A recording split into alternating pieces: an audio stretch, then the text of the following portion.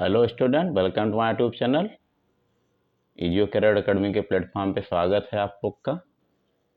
अब क्लास 10 का हम लोग साइंस का ऑब्जेक्टिव क्वेश्चंस को करने वाले थे जो एमसीक्यूज पूछे जाते हैं। इसी क्रम हम लोग चैप्टर 5 जो जैव प्रक्रम, जिसको लाइव प्रोसेस कहते हैं, इसके हम लोग क्वेश्चन करेंगे, डिस्कस करते हुए चीज़ों को समझेंगे। तो फर्स्ट क्वेश्चन क्या है? फर्स्ट क्वेश्चन दिया हुआ, प्रकाश संश्लेषण क्रिया में ऑक्सीजन गैस निकलती है। तो ऑक्सीजन गैस कहाँ से निकलेगी? तो ऑक्सीजन गैस जो निकलती है, जो हम H2O फोटोसिंथेसिस पढ़े होंगे, CO2 प्लस H2O होता है, सनलाइट में रिएक्शंस होती है और H2O से ऑक्सीजन क्या हो जाती है, रिलीज होती है, क्यों कार्बन डाइऑक्साइड बन जाता है, कार्बोहाइड्रेट में चला जाता है। तो वाटर कहाँ से आया? जल से आएगा। इसमें पानी कहाँ से? ये वाले H2 जल से जो है ऑक्सीजन निकलेगा, सॉरी ऑक्सीजन कहाँ से आएगा? जल से आएगा। फिर इसी क्रम में दूसरा क्वेश्चन है, प्रकाश अभिक्रिया होती है। अब देखो, प्रकाश अभिक्रिया, फोटोसिंथेसिस नहीं बोल रहे, लाइट रिएक्शन बोल रहे हैं। प्रकाश अभिक्रिया दो, जो प्रकाश संश्लेषण में दो अभिक्रिया होती है।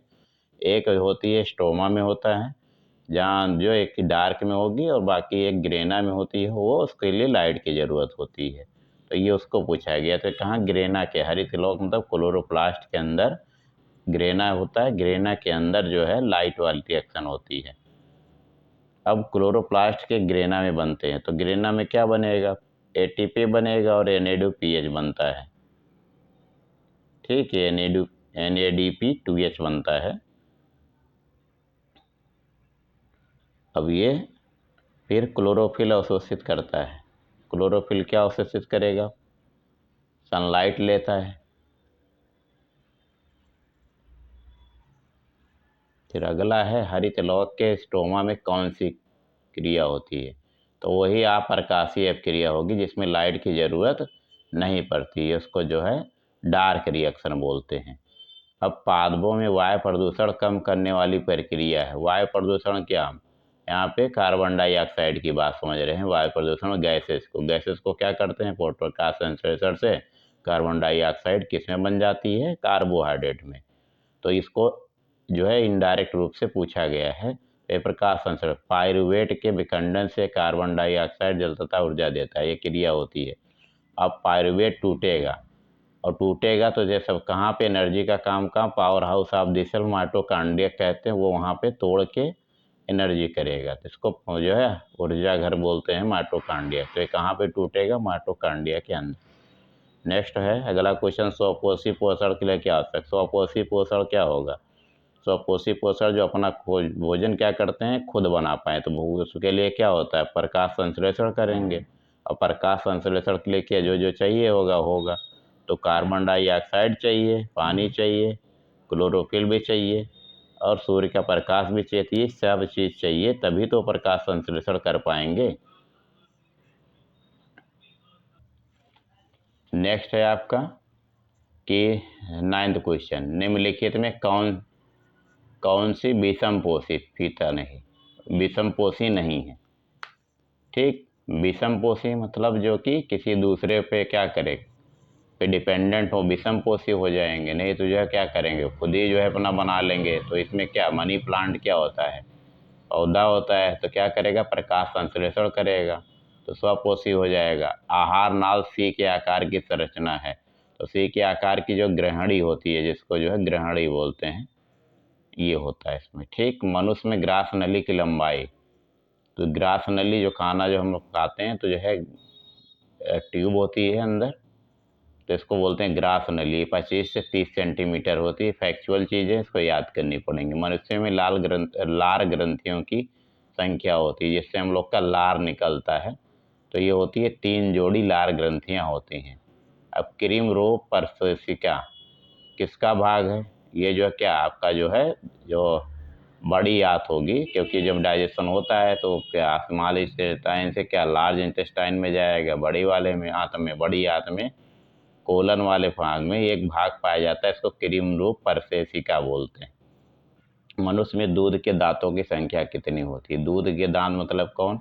वो दांत जो कि गिरते हैं और दोबारा जिसका क्या हो जाएगा, दोबारा निकलेंगे, उसको दूध के दांत बोलते हैं। तो 20 दांत ऐसे होते हैं कि दोबारा उगते हैं, उसको दूध के दांत बोलते हैं। तो 20 दांत होंगे, बाकी 12 क्या होते हैं, वो एक बार ही होंगे और दोबारा उगते नहीं हैं। तो मनुष्य के प्रत्येक जब में 54 दंतों की संख्या, ठीक, प्रत्येक जबड़े में 54, तो इंसीजर, कैनाइन, प्रीमोलर, मोलर, ठीक। तो अब इसमें क्या, 54 बोल रहे हैं, जो चबाने वाले दांत होते हैं। कौन सा, जो लास्ट वाले, जो चौड़े वाले दांत होते हैं, तो 3-3 होंगे आपके, उसको 54 बोलते हैं, ठीक। जो मसूड़े वाले हम लोग बोलते हैं, उधर मसूड़ा के किनारे वाले जो दांत होते हैं वो, तो क्या होते हैं, हम लोग इसका फार्मूला जानते हैं, वो 2 1 2 3 के हिसाब से निकालते हैं। 2 1 2 3 5 2 1 2 3, इसको क्या करते हैं, इसे डबल से गुणा करते हैं जोड़ के, ये डेंटल फार्मूला बोलते हैं दांत का। क्या, 2 1 3 2 5 3 8 दुनाई 16, और 16 ऊपर 16 नीचे, ठीक, दोनों जबड़े में। तो ये 3 ऊपर वाले जबड़े में होगा, 3 3 दूनी 6 हो जाएगा, ठीक, क्योंकि जो है क्या हो जाएगा, 3 दूनी 6, फ्लोरल फार्मूला, क्या डेंटल फार्मूला से क्या 2 में मल्टीप्लाई करते हैं तो कितने दांत हो जाएंगे, 6 दांत हो जाएंगे।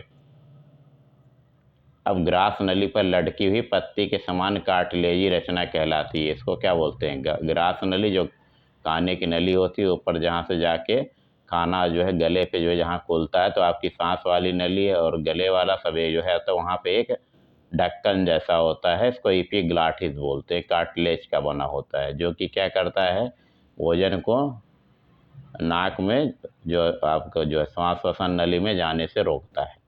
अब यकृत स्रावित करता है, तो क्या करता है, जो पित्त रस होता है जिसके बाइल जूस बोलते हैं, ये सारा जो है कौन स्रावित करेगा, लीवर करता है।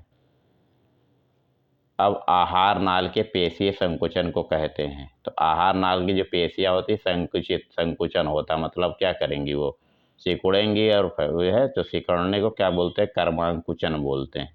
जठर रस स्रावित होता है।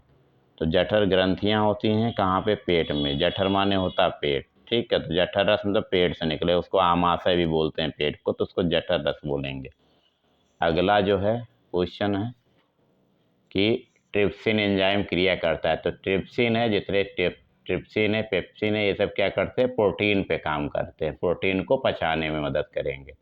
निम्न में से विटामिन का कौन सा जोड़ा जल में घुलनशील है, ठीक। तो अब याद कैसे करेंगे, फाइडेक, हम लोग याद करेंगे, यप ADEAK, यप ADE और के, फाइडेक।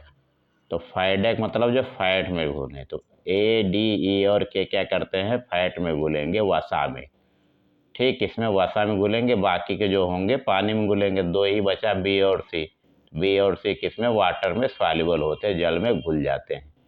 इसीलिए विटामिन सी को कहते हैं, गर्म करेंगे तो क्या हो जाएगा, टूट जाएगा, इसीलिए बहुत जो है ये सब खराब हो जाएगा।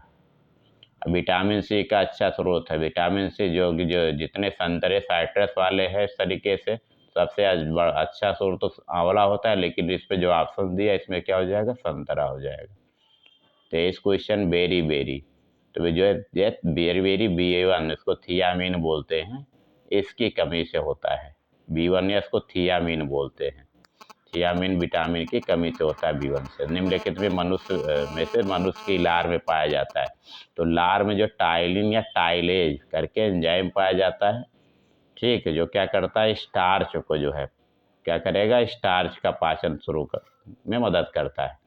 अब हीमोग्लोबिन महत्वपूर्ण भूमिका निभाता है। तो हीमोग्लोबिन क्या होता है, जो हमारा ब्लड होता है, आयरन के साथ बाइंड करता है हीमोग्लोबिन, इसकी वजह से क्या होता है, ये हीमोग्लोबिन क्या करती है, ऑक्सीजन को अपने साथ बांधेगी और पूरा बॉडी के अंदर क्या करेगी, सारे कोशिकाओं में ऑक्सीजन देगी, और ये ऑक्सीजन क्या करता है, श्वसन में, श्वसन मतलब जो हम खाना वगैरह पचा होता है या जो है हमें एनर्जी की ज़रूरत होती है, सारा जो है ऑक्सीजन का रिएक्शन करके सारा फूड प्रोडक्ट जलाया जाता है, जलता है बॉडी के अंदर, मतलब बर्न करेगा, उससे एनर्जी मिलेगी। तो ये क्या, श्वसन बोलते हैं। ऊर्जा की मुद्रा, तो ATP की एडिनोसिन ट्राईफास्फेट बोलते हैं, क्या बोलते हैं, एडिनोसिन ट्राईफास्फेट।